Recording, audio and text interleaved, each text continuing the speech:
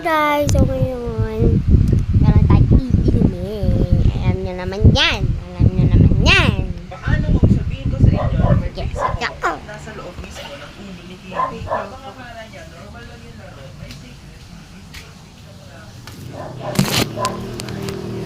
Okay, mamili tayo ng straw. Hanggang andito ko, yun yung ano.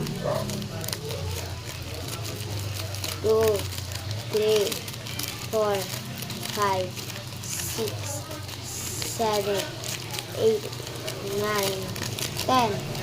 Okay, ito ang straw natin.